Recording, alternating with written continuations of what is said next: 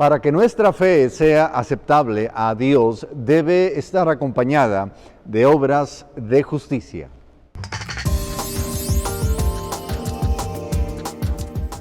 Dios le bendiga, bienvenidos una vez más a este momento donde cada semana estamos compartiendo la palabra de Dios. El tema de hoy que estaremos tratando es la fe y las obras, y obviamente estaremos de nuevo ahí en Santiago capítulo 2, versículos 19 al 26. Esta carta de Santiago habla mucho respecto a lo que la fe tiene que ver con las obras, es decir, la fe genuina debe de estar caracterizada porque hayan obras de justicia que estén acompañando a esta fe. Así que le invito para que se quede en este episodio, en este momento, y créame que será de mucha bendición para su vida. Si usted todavía no se ha suscrito a nuestro canal del Centro Mundial de Oración aquí en YouTube, yo le invito para que lo haga. Suscríbase, hágale clic también a la campanita ahí de este canal para que en cada ocasión que estemos subiendo un video, usted pueda recibir la notificación y pueda ser de los primeros que pueda ser parte de lo que estamos subiendo a esta plataforma. Así que no pierda tiempo, hágalo en este momento. Vamos a dar lectura a Santiago capítulo 2, versículos 19 al 26. Dice la palabra de Dios. Dice, tú crees que Dios es uno. Bien haces. Dice, también los demonios creen y tiemblan.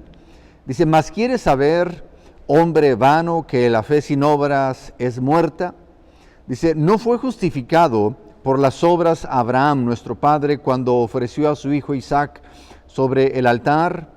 Versículo 22 dice, ¿no ves que la fe actuó juntamente con sus obras y que la fe se perfeccionó por las obras?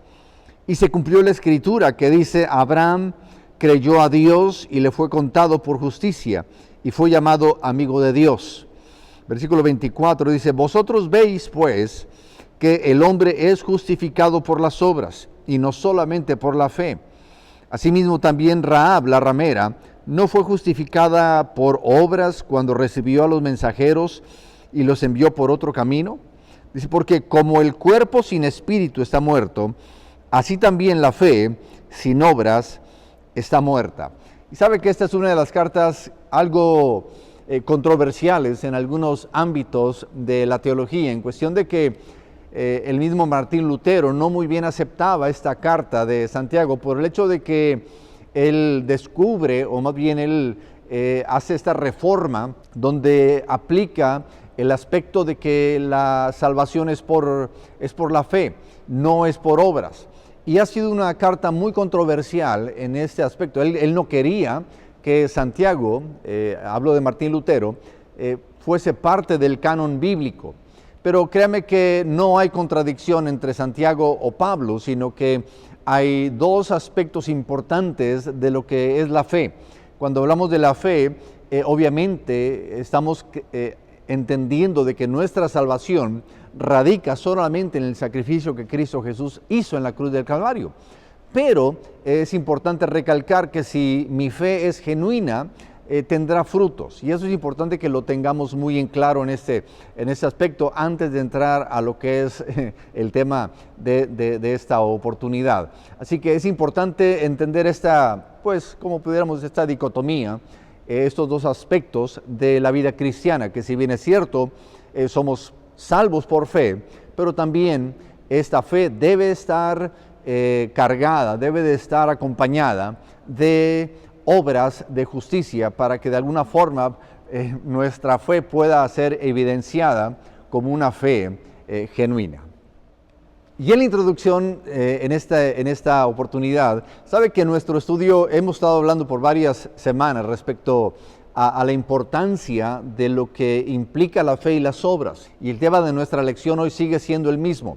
Y créame que para Santiago es tan importante esta verdad que dedica una larga porción a hablar sobre este tema. Y por la misma razón hemos decidido de alguna forma continuar hablando de esta misma temática, de algunos otros aspectos de esta verdad, de lo que implica una fe acompañada por las obras.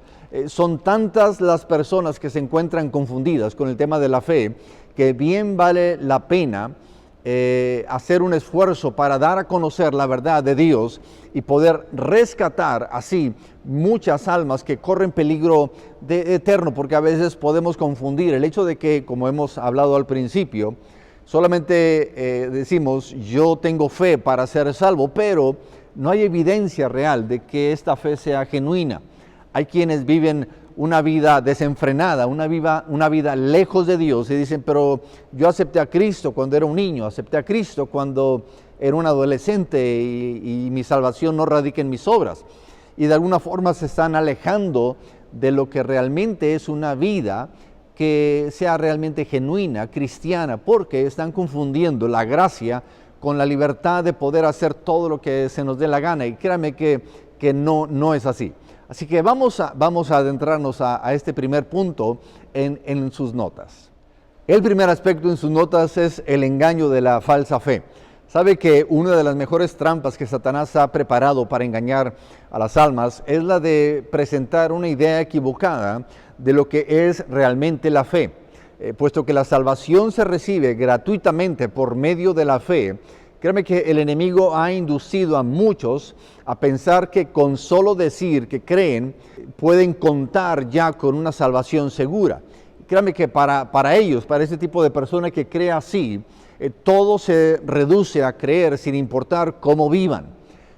Santiago quiere desmentir tal engaño presentando un ejemplo que demuestra que la fe no es un simple dato que se guarda en la memoria. Es decir, no es solamente un momento donde se dice yo creí, sino que se sigue creyendo. No es solamente de yo creo en Dios y luego dejar de vivir como a Dios le agrada, sino que es importante este aspecto. Y Santiago nos dice, también los demonios creen, dice, y tiemblan, ahí en el versículo 19. Es decir, ciertamente que los demonios creen en Dios. Y ellos mejor que nadie saben que Dios existe. Sin embargo, escucha bien, el hecho de creer no les ha podido ayudar, pues siguen siendo siempre demonios y están condenados a una vida separada del Señor, una vida destinada al infierno. Es decir, y en esa condición se encuentran muchas personas que piensan que con repetir ciertas frases religiosas, afirmando que siempre han creído en Dios, creen que con eso se van a salvar, pero si su conducta no se encamina a demostrar lo que dicen con sus bocas, con sus labios, en vano es todo lo que puedan estar diciendo, lo que puedan estar haciendo. Por eso es tan importante no confundirnos con esta falsa fe, de decir de que yo acepté tiempo atrás, pero ahorita ando de adúltero, ahorita estoy viviendo una vida que no le agrada a Dios, pero yo soy salvo porque acepté a Cristo. Créame, este tipo de vida no es bueno y es importantísimo entrar a lo que realmente quiere decir o lo que es una verdadera fe en el Señor Jesucristo. Y el segundo aspecto tiene que ver con un ejemplo que Santiago menciona acerca de Abraham, el patriarca. Sabe que para ilustrar lo que es una verdadera fe en Dios, Santiago presenta algunos ejemplos de personas que ganaron buen testimonio delante de Dios. Sabe que primero comienza con Abraham. Santiago afirma que Abraham fue justificado cuando ofreció a su hijo Isaac sobre el altar, ahí en el versículo 21. Y luego Santiago pregunta, ¿no ves que la fe actuó juntamente con sus obras, hablando de Abraham, y que la fe se perfeccionó por las obras? Es decir, la fe real es aquella que no se limita a frases religiosas gastadas, sino que es aquella que, como en el caso de Abraham, produce una entrega total a Dios. Una entrega tal que Abraham no negó, escúchame bien, ni su propio hijo. Y si bien es cierto, Abraham ya tenía la promesa de parte del Señor, pero cuando el Señor le pide a su hijo, cuando Dios le pide lo que él más quería, Abraham está dispuesto a entregárselo. Es decir, sus acciones, sus obras estaban de acuerdo a lo que él creía, de acuerdo a lo que él hablaba. Es decir, Señor, tú me pides esto, yo estoy dispuesto a entregártelo. Es decir, la verdadera fe es aquella que conduce a los hombres a ofrecer sobre el altar de Dios todo cuanto son y todo lo que ellos pueden poseer y todo lo que Dios pida de nosotros. Uno puede dárselo porque realmente es una fe genuina y la fe se perfecciona por las obras. Pero la fe que no tiene obras, dice Santiago, está muerta. Entonces, es bien interesante que Santiago está poniendo el ejemplo aquí de Abraham. Y vamos a estar viendo un segundo ejemplo en el segundo aspecto. Y ese segundo aspecto es el hecho de que Santiago está presentando el ejemplo de Rahab. Sabe que enseguida Santiago da el ejemplo de esta mujer que también ejerció una fe real en Dios. Ella era Rahab. Rahab era una ramera. Usted ha escuchado bien de ella, una mujer prostituta. Y aunque se trataba de una ramera, ella se comportó con toda integridad moral cuando ocultó a los espías que Josué había enviado. Sabe que ella ayudaba a los que destruían su propio pueblo y ciudad, y eso es bien interesante. Es decir, ella estaba, permítanme decirlo así, entre la espada y la pared, porque obviamente ella tenía conocidos, tenía amistades, tenía relaciones con personas que eran de su ciudad, pero llega el momento en que ella tiene que decidir seguir a Dios y ella decide actuar en base a lo que ella creyó de Dios. Y ella no sabía mucho de Dios. Ella sabía de que Dios había hecho cruzar el Mar Rojo al pueblo de Israel, y lo que ella sabía de Dios era lo que había escuchado. Sin embargo, cuando llega el momento de decidir, ella opta por obedecer a Dios. Y dice la palabra de Dios, ahí Santiago pregunta, dice, ¿no fue justificada por obras, hablando de Rahab, cuando recibió a los mensajeros y los envió por otro camino? Versículo 25. Es decir, para Rahab tener fe en Dios significó el renunciar, escuche bien, a su nación y a su ciudad. Ella lo estaba dando todo porque su fe había producido un cambio en su estilo de vida y en sus intereses. Una fe que no produce estos cambios profundos no puede ser considerada una fe genuina. Es decir, por tanto, todas las personas que piensen que pueden vivir como lo desean y que basta con solo decir creo en Dios para salvarse, créame que están todavía muy lejos del camino de la salvación. Es importantísimo que usted y yo logremos entender este aspecto de la vida cristiana. Si usted dice que es hijo de Dios, si usted dice que cree en Dios, obviamente nuestras acciones, mis acciones, deben reflejar algo que demuestre que realmente que Dios es prioritario en mi propia vida, que Dios es primero en mi vida y podamos así confiar en nuestro Dios.